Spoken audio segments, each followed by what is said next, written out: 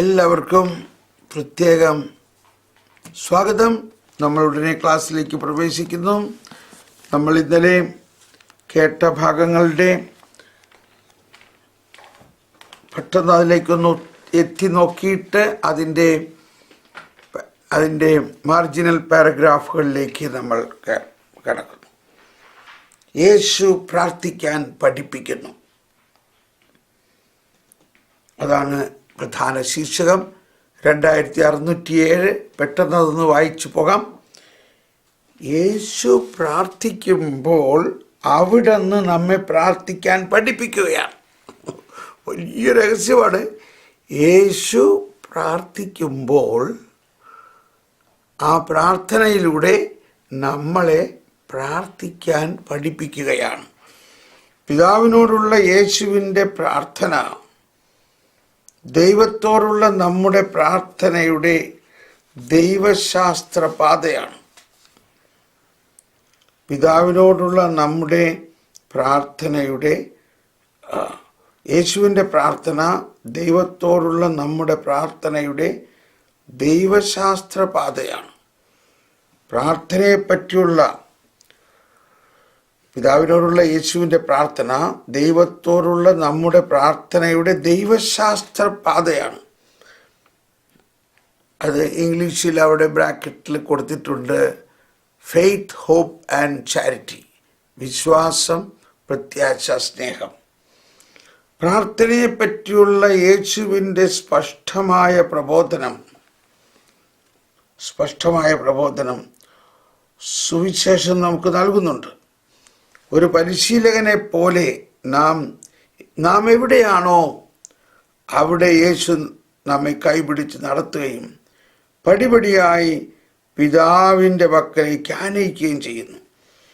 തന്നെ അനുഗമിക്കുന്ന ജനാവലിയെ അഭിസംബോധന ചെയ്തുകൊണ്ട് അവർ പ്രാർത്ഥനയെപ്പറ്റി പഴയ ഉടമ്പടി അനുസരിച്ച് പഠിച്ചിട്ടുള്ളവയിൽ നിന്ന് ആരംഭിച്ച് വരാനിരിക്കുന്ന ദൈവരാജ്യത്തിൻ്റെ നൂതനത്വം അവർക്ക് തുറന്നു കാണിക്കുന്നു.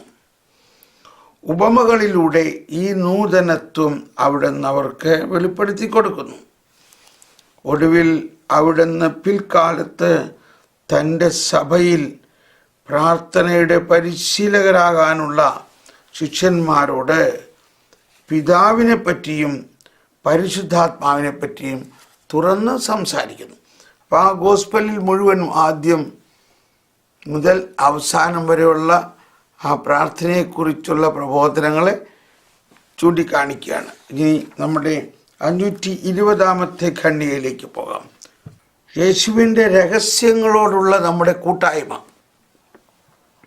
520 ഖണ്ഡികയിൽ പറയുന്നത്, തൻ്റെ ജീവിതം മുഴുവനിലും നമുക്ക് മാതൃകയായി യേശു തന്നെ അവതരിപ്പിക്കുന്നു. അതാണ് ഒരു മോഡലാണ്. നമ്മൾ ഈശോയെ കണ്ടു പഠിക്കുക, ക്രിസ്താനുകരണം, ക്രിസ്തുവിനെ അനുകരിക്കുക. തൻ്റെ ശിഷ്യത്വം സ്വീകരിച്ച, തന്നെ അനുഗമിക്കാൻ നമ്മെ ക്ഷണിക്കുന്ന പരിപൂർണ മനുഷ്യനാണ് അവിടുന്ന്. പരിപൂർണ മനുഷ്യൻ. 191 ഗൗഡിയം സ്പെക്ട്, വത്തിക്കാൻ പ്രബോധനമാണ്. ഗൗഡിയം സ്പെക്ട് 38. പരിപൂർണ മനുഷ്യനാണ് അവിടെ. തൻ്റെ ശിഷ്യത്വം സ്വീകരിച്ച് തന്നെ അനുഗമിക്കുവാൻ നമ്മെ ക്ഷണിക്കുന്ന പരിപൂർണ മനുഷ്യനാണ്. അപ്പോൾ ഈശോ ദൈവം തന്നെയാണെങ്കിലും ഈശോ പൂർണ്ണ മനുഷ്യനാണ്. തൻ്റെ വിനയത്തിലൂടെ നമുക്ക് അനുകരിക്കാനായി ഒരു മാതൃക അവിടെ നിന്ന് നൽകിയിരിക്കുന്നു. തൻ്റെ പ്രാർത്ഥന വഴി പ്രാർത്ഥിക്കുവാൻ അവിടെ നിന്ന് നമ്മെ പ്രേരിപ്പിക്കുന്നു. തൻ്റെ ദാരിദ്ര്യ ജീവിതം വഴി നമ്മുടെ ജീവിതമാർഗത്തിൽ നമുക്ക് നേരിടേണ്ടി വരുന്ന ദൗർലഭ്യങ്ങളെയും പീഡനങ്ങളെയും സസന്തോഷം സ്വീകരിക്കാൻ അവിടെ നിന്ന് നമ്മെ ആഹ്വാനം ചെയ്യുന്നു. ഇവിടെയാണ് നമ്മുടെ പ്രശ്നം. നമുക്ക് അങ്ങനെ ഒരു ലളിതമായ ജീവിതം അല്ലെങ്കിൽ ദാരിദ്ര്യമുള്ള ജീവിതം ഒരു ഡിസ്ക്വാളിഫിക്കേഷൻ പോലെയാണ്. അങ്ങനെയല്ല, അത് സ്വീകരിക്കുന്നതിലാണ് ക്രൈസ്തവ ആധ്യാത്മികത. നമ്മൾ വലിയ സമ്പൽ സമൃദ്ധിയും വലിയ ആഡംബര ജീവിതവുമാണെങ്കിൽ ഈ പ്രാർത്ഥിക്കാനോ സുവിശേഷ മൂല്യങ്ങൾ അനുസരിച്ച് ജീവിക്കാനോ നമുക്ക് സാധിക്കില്ല. ഇതാണ് പ്രാർത്ഥനയ്ക്കുണ്ടാകേണ്ട വേറൊരു അറ്റ്മോസ്ഫിയർ. ഇപ്പോൾ ഒരു വാതാവരണം അല്ലെങ്കിൽ പ്രാർത്ഥനയ്ക്കുണ്ടാകേണ്ട ഒരു സാഹചര്യം, സിമ്പിൾ ലൈഫ്. ഉദാഹരണത്തിന് ഒരു വള്ളമുണ്ടെങ്കിൽ വള്ളത്തിന് ആവശ്യമായ സാഹചര്യം എന്താ? വെള്ളം വേണം. വള്ളം ഓടണമെങ്കിൽ എന്തു വേണം? വെള്ളം വേണം. അപ്പോൾ ആ വള്ളം തുഴയാനുള്ള സാഹചര്യമാണ് വെള്ളം. എന്ന പോലെ യേശുവിനെ അനുകരിച്ച് യേശു നമുക്ക് നൽകുന്ന ഈ പ്രാർത്ഥനകളെല്ലാം പ്രാർത്ഥിക്കണമെങ്കിൽ അതിനൊരു സാഹചര്യം വേണം. എന്താണ് ആ സാഹചര്യം? യേശു ജീവിച്ച പോലെ ജീവിക്കാൻ, തൻ്റെ പ്രാർത്ഥന വഴി പ്രാർത്ഥിക്കുവാൻ അവിടെ നമ്മെ പ്രേരിപ്പിക്കുന്നു. തൻ്റെ ദാരിദ്ര്യ ജീവിതം വഴി യേശു ദൈവം തന്നെയായ യേശു, ഈ പ്രപഞ്ചം മുഴുവനും സൃഷ്ടിച്ച യേശു അതൊന്നിനും താല്പര്യം കാണിക്കാതെ ഒരു നസ്രത്തിലെ ഒരു പാവപ്പെട്ട ഒരു ഭവനത്തിൽ അല്ലെങ്കിൽ ഒരു ഭവനം ആയിട്ട് അവിടെ അങ്ങനെ ആരാലും അറിയപ്പെടാതെ 30 വർഷം അവിടെ ജീവിച്ചു. ഒരു സാധാരണ ഒരു ആശാരിപ്പണിക്കാരനായിട്ട്, ഒരു ആശാരിയുടെ മകനായിട്ട് ദാരിദ്ര്യ ജീവിതം ജീവിച്ചു. ദാരിദ്ര്യം നമ്മളെന്ന് പറയുമ്പോൾ ദാരിദ്ര്യമാണ്, ദാരിദ്ര്യം എന്ന്. പക്ഷേ യേശുവിനെ സംബന്ധിച്ച് വളരെ സന്തോഷകരമായൊരു ജീവിതമാണത്. മറ്റ് സുഖലോലുപതകളെയും ആർഭാടത്തെയും താരതമ്യപ്പെടുത്തുമ്പോൾ അത് ഒരു ദാരിദ്ര്യമാണ്. പക്ഷേ അവരെ സംബന്ധിച്ച് എല്ലാ സംതൃപ്തിയിലും റൊട്ടി, കപ്പട, മക്കാൻ, അത്യാവശ്യം ഉള്ള സാധനങ്ങൾ, കാര്യങ്ങൾ എല്ലാം ഉൾക്കൊണ്ടുകൊണ്ട് അവർ ജീവിച്ചു. അപ്പോൾ നമ്മുടെ ജീവിത മാർഗത്തിൽ നമുക്ക് നേരിടേണ്ടി വരുന്ന ദൗർലഭ്യങ്ങളെയും പീഡനങ്ങളെയും സസന്തോഷം സ്വീകരിക്കുവാൻ അവിടെ നിന്ന് നമ്മെ ആഹ്വാനം ചെയ്യുന്നു. അപ്പോൾ നമ്മുടെ ജീവിതത്തിന് നമ്മുടെ പ്രാർത്ഥനയും ജീവിതവുമായിട്ടൊരു ബന്ധമുണ്ട്. നമുക്ക് പലപ്പോഴും പ്രാർത്ഥിക്കാൻ പറ്റാത്തത്, സ്വർഗസ്ഥനായ ഞങ്ങളുടെ പിതാവേ, അങ്ങയുടെ നാമം പൂജിതമാകണമേ, അങ്ങയുടെ രാജ്യം വരണമേ, അങ്ങയുടെ തിരുമനസ് കണ്ടോ, അങ്ങയുടെ തിരുമനസ് സ്വർഗത്തിലെ പോലെ ഭൂമിയിലും ആകണേ.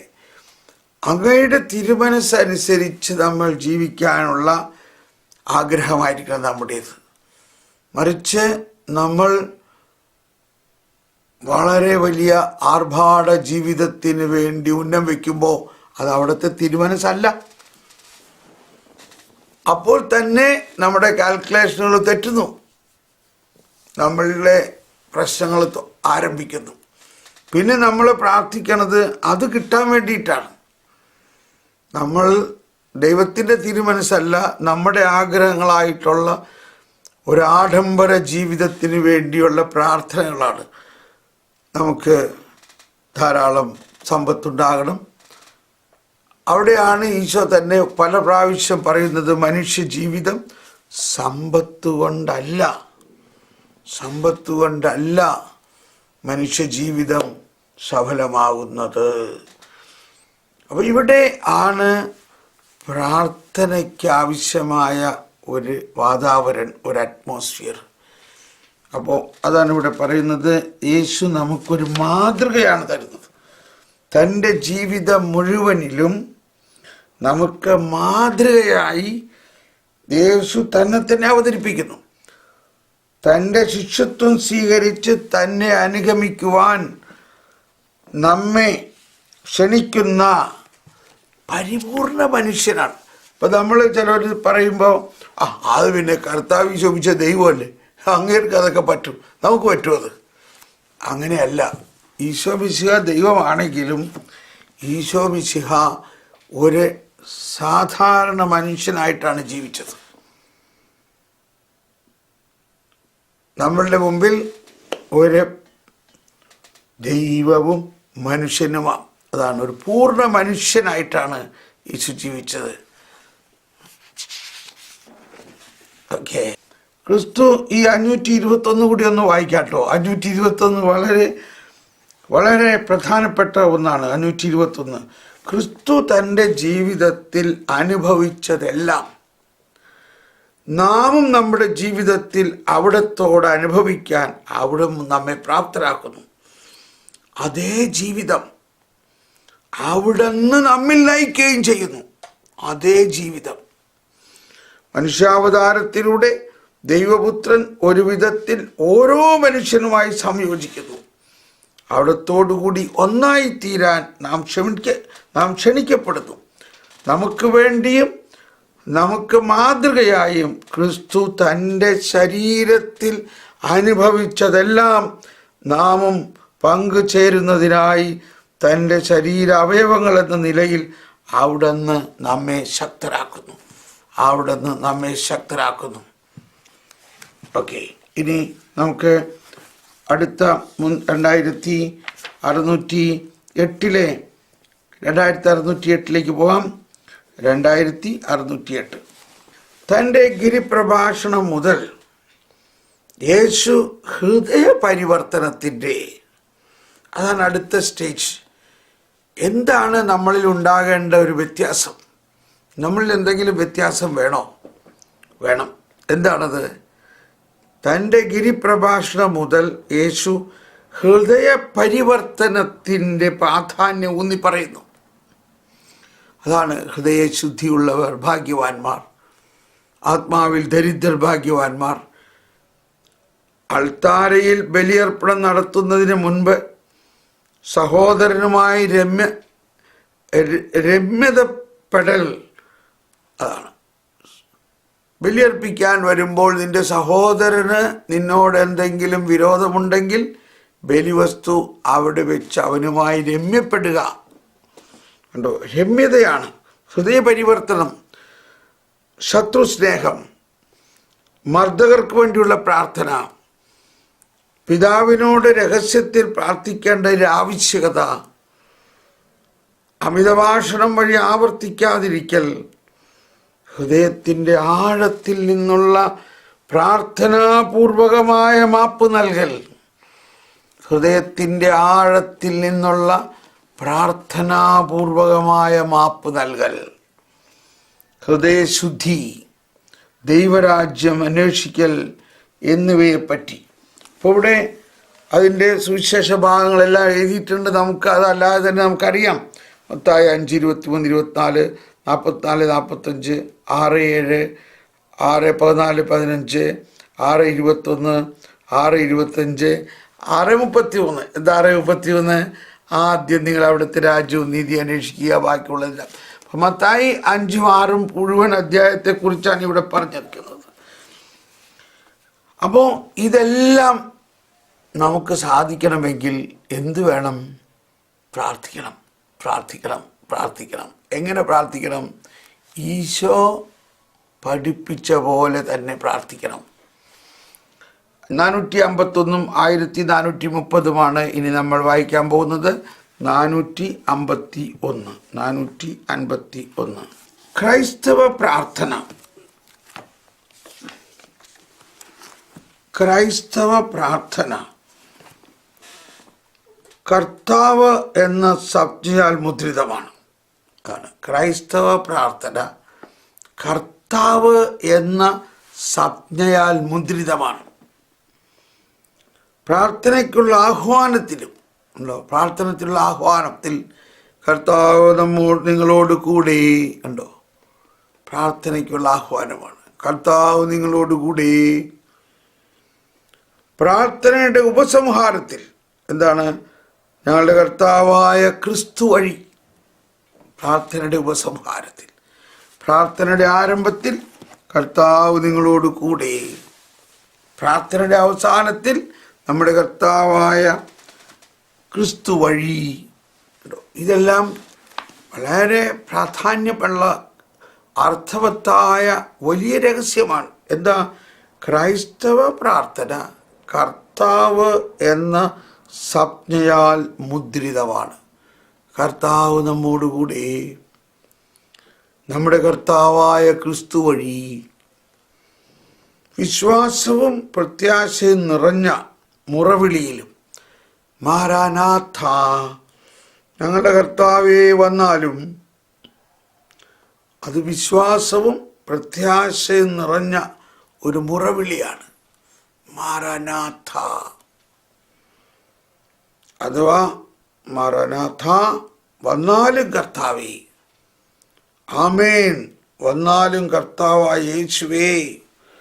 അപ്പോൾ ഇതെല്ലാം ക്രൈസ്തവ പ്രാർത്ഥന കർത്താവ് എന്ന സംജ്ഞയിൽ മുദ്രിതമാണ്.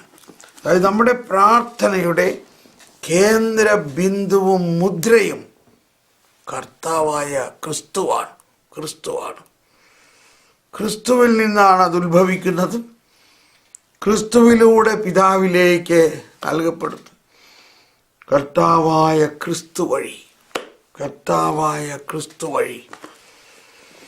ഇത് നമ്മളുടെ ഉള്ളിൽ പൂർണ്ണമായ ഒരു ബോധ്യമുണ്ടാകണം. നമ്മൾ ക്രിസ്തു ശിഷ്യന്മാരാണ്. ക്രിസ്തുവിൻ്റെ ശരീരത്തിൻ്റെ ഭാഗമാണ്. ക്രിസ്തുവിൻ്റെ ശരീരത്തിൻ്റെ അവയവമാണ്. ക്രിസ്തു വസിക്കുന്ന ആലയമാണ് നമ്മൾ ഓരോരുത്തരും. ഹല്ലേലൂയ. ഇനി 1430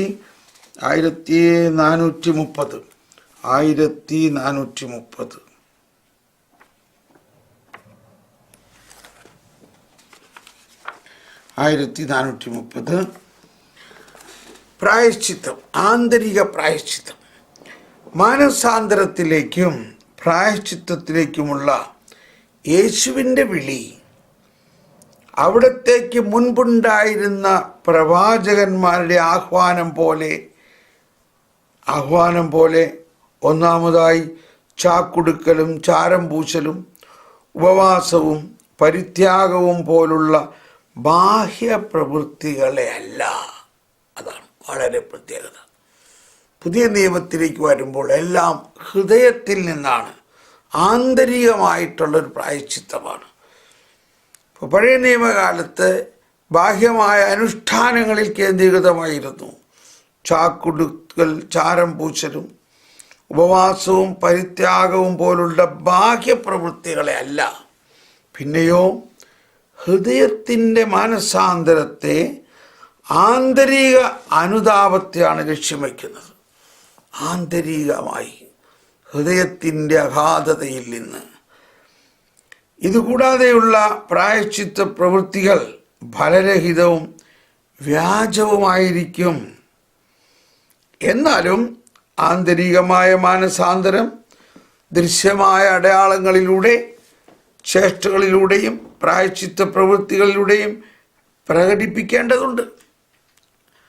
അപ്പോൾ പഴയ നിയമത്തിലെ ആ ബാഹ്യമായ അനുഷ്ഠാനങ്ങളല്ല പുതിയ നിയമത്തിൽ ഈശോ ആഗ്രഹിക്കുന്ന ഹൃദയത്തിൻ്റെ ആന്തരികമായ പശ്ചാത്താപ പ്രവൃത്തികളാണെങ്കിലും അതിനും ബാഹ്യമായ ചില അടയാളങ്ങൾ പ്രകടിപ്പിക്കേണ്ടതുണ്ട്. അതിനുദാഹരണം ഇവിടെ കൊടുത്തിരിക്കുന്നത് 23, ജോയേൽ പ്രവാചകൻ 2:12-13 ഉണ്ട്. ഏശയ്യ 1:16-17, മത്തായി 6:1-6. അതെല്ലാം നമ്മൾ ദാനധർമ്മങ്ങളിലൂടെയും ദരിദ്രരോടും വിധവകളോടുമുള്ള സ്നേഹത്തിലൂടെയും അതെല്ലാമാണ് അവിടെ പറയുന്നത്. ഇനി നമ്മൾ അടുത്ത പാരഗ്രാഫിലേക്ക് നീങ്ങുകയാണ്. 2609. ഇപ്പോൾ ഇന്നലത്തെ പഠിച്ചതിൻ്റെ നമ്മൾ മുഴുവനും ക്ലിയറാക്കി. ഇപ്പോൾ നമ്മൾ 2609 മാനസാന്തരപ്പെടാൻ ഉറച്ചു കഴിഞ്ഞാൽ ഹൃദയം വിശ്വാസത്തിൽ പ്രവർത്തിക്കാൻ പഠിക്കുന്നു. Price the Lord. മാനസാന്തരപ്പെടാൻ ഉറച്ചു കഴിഞ്ഞാൽ ഹൃദയം വിശ്വാസത്തിൽ പ്രാർത്ഥിക്കാൻ പഠിക്കുന്നു. വിശ്വാസത്തിൽ പ്രാർത്ഥിക്കാൻ. അതാണ്. അപ്പം നമ്മൾ ഇന്നലെ എല്ലാം അതിനെക്കുറിച്ച് കുറേ പറഞ്ഞു. അപ്പം ഇന്ന് ഞാൻ വിശദീകരിക്കുന്നില്ല. ഹൃദയത്തിൽ നിന്ന് വരുന്ന പ്രാർത്ഥന, ഹൃദയത്തിൽ വസിക്കുന്നു ദൈവം. ദൈവം നമ്മളിൽ വസിക്കുന്നു എന്നതാണ് വിശ്വാസം. നിനക്കൊരു കടുകുമണിയോളം വിശ്വാസമുണ്ടെങ്കിൽ, അല്ലെങ്കിൽ ദൈവത്തിൽ വിശ്വസിക്കുക എന്ന് പറഞ്ഞാൽ ദൈവം നമ്മളിൽ വസിക്കുക. അതാണ് നമ്മളിപ്പോൾ ഈ സങ്കീർത്തനത്തിൽ കേട്ടു. കർത്താവാണെൻ്റെ ഓഹരിയും പാനപാത്രവും, അഭികാമ്യമായ ദാനമാണ് എനിക്ക് അളന്നു നൽകിയിരുന്നുണ്ടോ. അപ്പോൾ അത് എന്താണ്? ആ ദാനം ദൈവം തന്നെയാണ്. ദാനം ദൈവം തന്നെയാണ്. അതാണ് വിശ്വാസം എന്ന് പറഞ്ഞാൽ. വിശ്വാസം എന്ന് പറഞ്ഞാൽ കർത്താവ് നമ്മോട് കൂടെ, കർത്താവ് നമ്മോട് കൂടെ. അതാണ് പ്രധാനമായിട്ട് നമ്മൾ വിശ്വസിക്കേണ്ടത്. നമ്മൾ ദൈവത്തിൽ നിന്നുള്ള എന്തെങ്കിലും വസ്തുവകകൾ കിട്ടാൻ വേണ്ടി പ്രാർത്ഥിക്കാം, പ്രാർത്ഥിച്ചതിന് അയച്ചു കുഴപ്പമില്ല. പക്ഷെ അതല്ല പ്രാർത്ഥനയുടെ, വിശ്വാസത്തിൻ്റെ പ്രാർത്ഥന. വിശ്വാസത്തിൻ്റെ പ്രാർത്ഥന എന്ന് പറയുന്നത് ദൈവം എൻ്റെ കൂടെ ഉണ്ട്, ദൈവം എൻ്റെ ഉള്ളിൽ വസിക്കുന്നു, എനിക്കത് മതി, എൻ്റെ ദൈവമേ ദൈവമേ. അപ്പോൾ ഇതെല്ലാം സങ്കീർത്തനങ്ങളിലും ഈശോ പഠിപ്പിച്ച പ്രാർത്ഥനയിലും അതാണ്. നീ പ്രാർത്ഥിക്കുമ്പോൾ നിന്റെ മുറിയിൽ കടന്ന് കതകടച്ച് രഹസ്യത്തിൽ നിന്റെ പിതാവിനുണ്ട്. കണ്ടോ? അപ്പോൾ പിതാവ് എവിടെയാ? പിതാവ് നമ്മുടെ ഉള്ളിൽ തന്നെയുണ്ട്. പിതാവ് നമ്മുടെ ഉള്ളിലുണ്ടോ? ദൈവം നമ്മുടെ ഉള്ളിലുണ്ടോ? അതാണ് പൗലോസ്ലീഹ ഒരുപാട് സ്ഥലത്ത് പറയുന്നത്, നിങ്ങളിതറിയുന്നില്ലേ, നിങ്ങളിതറിയുന്നില്ലേ നിങ്ങൾ പരിശുദ്ധാത്മാവിൻ്റെ ആലയമാണെന്നും ദൈവാത്മാവ് നിങ്ങളിൽ വസിക്കുന്നുവെന്ന് നിങ്ങൾ അറിയുന്നില്ലേ? എല്ലാവർക്കും അറിയാം ഈ വചനം. 1 കൊരിന്ത്യർ 3:16, പിന്നെ 2 കൊരിന്ത്യർ 13:5, നിങ്ങളുടെ വിശ്വാസം ഒന്ന് പരീക്ഷിച്ചറിയുവിൻ, യേശുക്രിസ്തു നിങ്ങളിലുണ്ടോ. അപ്പോൾ ഇത് ഇടയ്ക്കിടയ്ക്ക് നമ്മളെ ഇങ്ങനെ ഓർമ്മിപ്പിക്കുന്നത്, നമ്മളിൽ ദൈവമുണ്ട്, ദൈവമുണ്ട്. ഞാൻ സർവാധീപനായ കർത്താവ് നിങ്ങളിലുണ്ട്.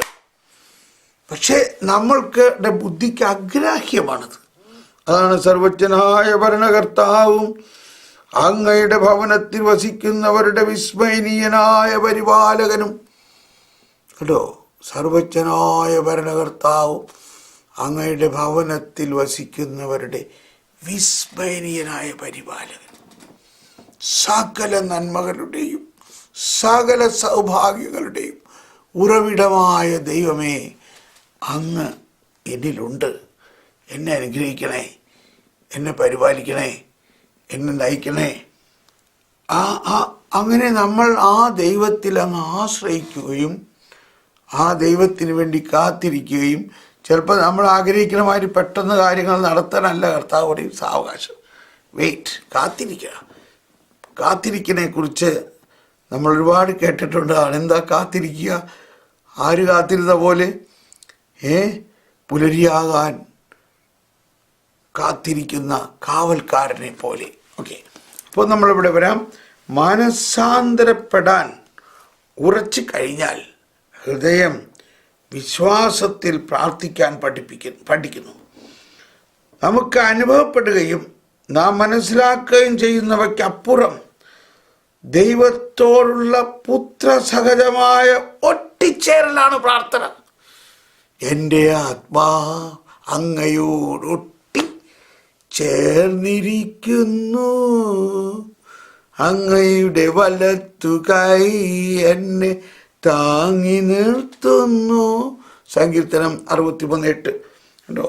ദൈവത്തോടുള്ള പുത്രസഹജമായ ഒട്ടിച്ചേരലാണ് പ്രാർത്ഥന. നാം മനസ്സിലാക്കുകയും ചെയ്യുന്നവയ്ക്കപ്പുറം ദൈവത്തോടുള്ള പുത്രസഹജമായ ഒട്ടിച്ചേരലാണ്. ഇതാണ് വിശുദ്ധ ഗ്രിഗറി പിതാവ് എന്ന് പറഞ്ഞത് കോണ്ടംപ്ലേഷൻ. കോണ്ടംപ്ലേഷൻ എന്ന് പറഞ്ഞാൽ ഒരു വ്യക്തിയുമായിട്ടുള്ള ഒട്ടിച്ചേരൽ. Praise the lord. ഇവിടെയാണ് ഒട്ടിച്ചേരലാണ് പാത്രം. പുത്രസഹജമായ അപ്പച്ചാ, സ്വർഗസ്ഥനായ ഞങ്ങളുടെ പിതാവേ, ആ പിതാവിനുമായിട്ട് നമ്മൾ ആ മക്കളാണ് എന്നുള്ള വലിയ കോൺഫിഡൻസ് പ്രിയപുത്രൻ പിതാവിൻ പക്കലേക്കുള്ള പാത തുറന്നു തരുന്നത് കൊണ്ടാണ് നമുക്ക് അത് സാധ്യമാകുന്നത്. അപ്പം ഈ ഒട്ടിച്ചേരൽ നമുക്ക് സാധിക്കുന്നത് നമ്മുടെ കഴിവുകൊണ്ടല്ല. ഈശോ മിശിഹായാകുന്ന പിതാവിൻ്റെ പ്രിയപുത്രൻ നമ്മളിൽ വന്നിട്ട് നമ്മളിൽ പിതാവിൻ പക്കലേക്കുള്ള പാത തുറന്നു തരുന്നത് കൊണ്ടാണ്. ഞാനാകുന്നു വഴി. അതാണ്. അപ്പോൾ ഈശോ നമ്മളിൽ വന്നിട്ട് എന്ത് തന്നു? ഈശോ നമ്മളിൽ വന്നിട്ട് പിതാവിനെ തന്നു. പിതാവുമായിട്ട് ഒട്ടിച്ചേരുന്ന ഒരവസ്ഥയെ തന്നു. അതിപ്പോൾ നമ്മളിലുണ്ട്. അതാണ് നമ്മുടെ വിശ്വാസത്തിൻ്റെ കണ്ണിലൂടെ കാണേണ്ടത്. അത് നമ്മളിൽ സംസ്ഥാപിതമായി കഴിഞ്ഞിരിക്കുന്നു. അതാണ് ദൈവരാജ്യം സമീപിച്ചിരിക്കുന്നു. ദൈവരാജ്യം നിങ്ങളിൽ സംസ്ഥാപിതമായിരിക്കുന്നു. നിങ്ങൾ അവിടെയോ ഇവിടെയോ നോക്കണ്ട, ദൈവരാജ്യം നിങ്ങളിൽ തന്നെ എന്ന് പറയുന്നത് ഈ ഒട്ടിച്ചേരുന്ന അവസ്ഥയാണ്. പ്രിയപുത്രൻ പിതാവിൻ പക്കലേക്കുള്ള പാത തുറന്നു തരുന്നത് കൊണ്ടാണ് നമുക്ക് അത് സാധ്യമാകുന്നത്. അവിടുന്ന് തന്നെ വാതിലും മാർഗവുമായതിനാൽ കണ്ടോ, അവിടുത്തെ തന്നെ വാതിലും മാർഗവും. ഇതിൻ്റെയൊക്കെ വചനം ഓർക്കണം ഇല്ലേ? ഈശോ പറഞ്ഞു, ഞാനാണ് വാതിൽ, ഞാനാകുന്നു വാതിൽ, ഞാനാകുന്നു വഴി, മാർഗം. അവിടുന്ന് തന്നെ വാതിലും മാർഗവും ആയതിനാൽ അന്വേഷിക്കാനും മുട്ടാനും നമ്മോട് പറയാൻ അവിടത്തേക്ക് കഴിയുന്നു. അന്വേഷിക്കുവിൻ. കാരണം നിങ്ങളുടെ അകത്ത് തന്നെ ഉണ്ട്. എന്തിനെക്കുറിച്ചാണ് അന്വേഷിക്കണത്? അവിടെ ഉള്ളൊരു കാര്യത്തെക്കുറിച്ചാണ്. അത് നിങ്ങൾ അന്വേഷിച്ചാൽ കണ്ടെത്തും. അവിടെ ഉണ്ടെന്നേ, അത് അന്വേഷിച്ചാൽ മതി. മുട്ടുവിൻ, തുറക്കപ്പെടും. 153 1814 153 ഈ വിശ്വാസത്തിൻ്റെ തന്നെ വലിയ 153 വിശ്വാസം ഒരു കൃപാവരം. 153 തന്നെയല്ലേ ഇത് നമ്മൾ പഠിച്ചിട്ടുള്ള ഭാഗമാണ്. വിശ്വാസം ഒരു കൃപാവരമാണ്. വിശ്വാസം ഒരു കൃപാവരമാണ്. യേശു ജീവിക്കുന്ന ദൈവത്തിൻ്റെ പുത്രനായ ക്രിസ്തുവാണെന്ന് പത്രോസ് പ്രഖ്യാപിച്ചപ്പോൾ അവിടെ നിന്ന് പത്രോസിനോട് പറഞ്ഞു, ഈ വെളിപ്പെടുത്തൽ വന്നത് മാംസരക്തങ്ങളിൽ നിന്നല്ല, പ്രത്യുത സ്വർഗസ്ഥനായ എൻ്റെ പിതാവിൽ നിന്നാണ്. നമുക്കറിയാം വചനം. വിശ്വാസം ഒരു ദൈവദാനമാണ്.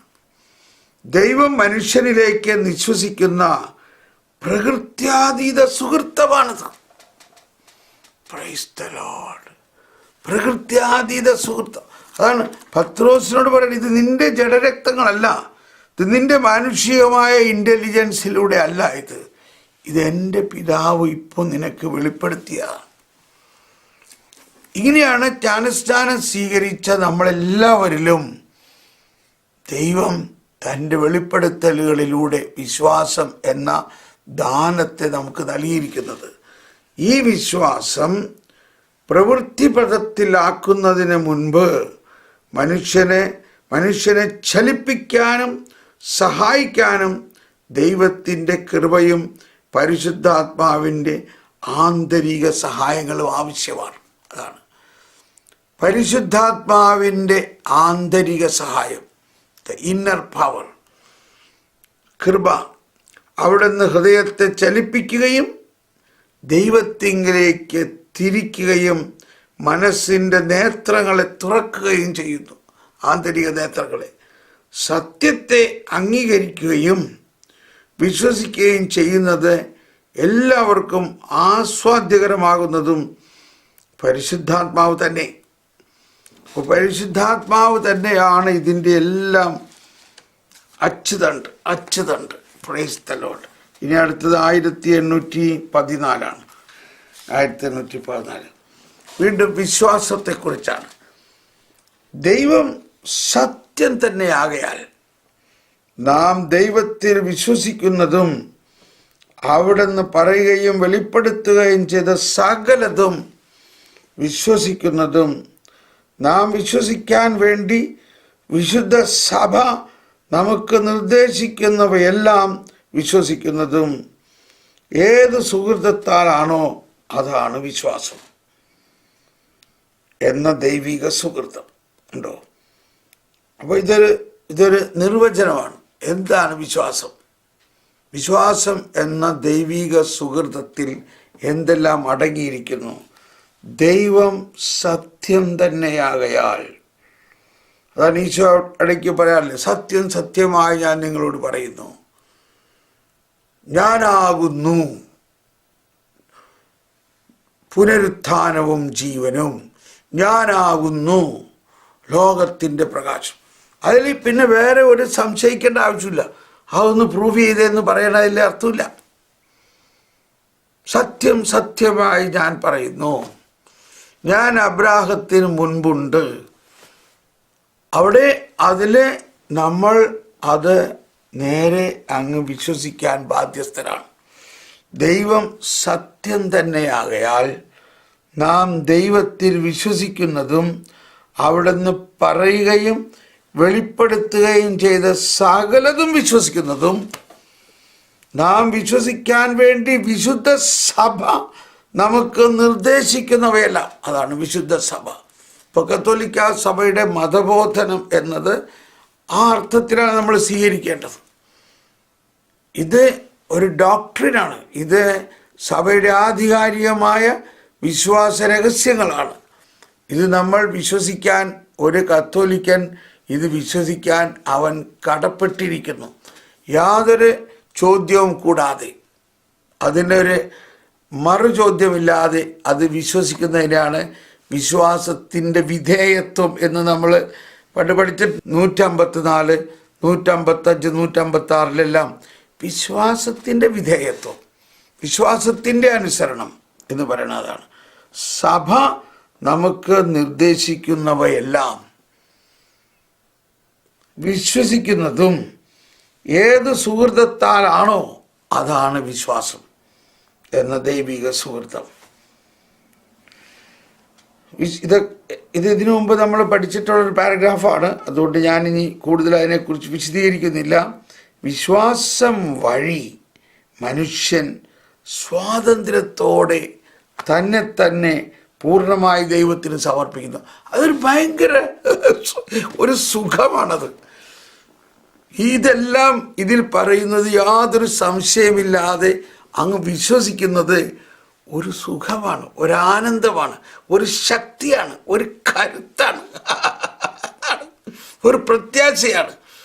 മനസ്സിലാവുന്നുണ്ടോ? അപ്പോൾ ആ വിശ്വാസം എന്ന് പറയുന്നത് ഇതെല്ലാം വിശ്വസിക്കാൻ സാധിക്കുന്ന ഒരവസ്ഥയാണ്. മനുഷ്യൻ സ്വാതന്ത്ര്യത്തോടെ തന്നെ പൂർണ്ണമായി ദൈവത്തിന് സമർപ്പിക്കുന്നു. അതാണ് മനുഷ്യൻ സ്വാതന്ത്ര്യത്തോടെ.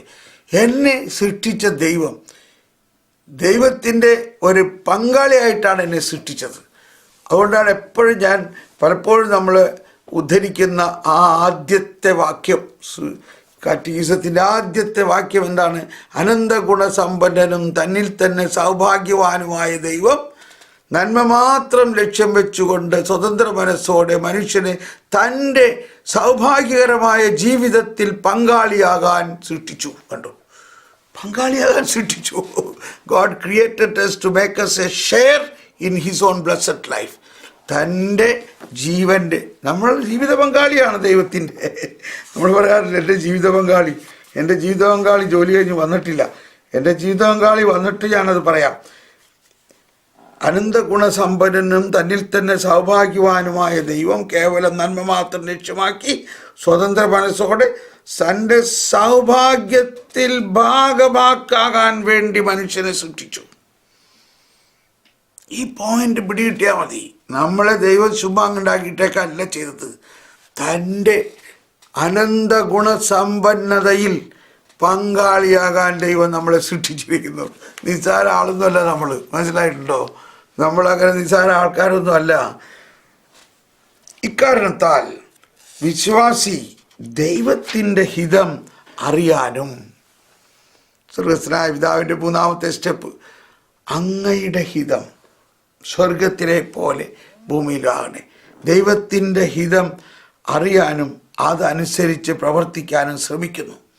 നീതിമാൻ വിശ്വാസം വഴി ജീവിക്കും. സജീവ വിശ്വാസം സ്നേഹത്തിലൂടെ പ്രവർത്തിക്കുന്നു. വരുവിൻ നമുക്ക് പ്രാർത്ഥിക്കാം.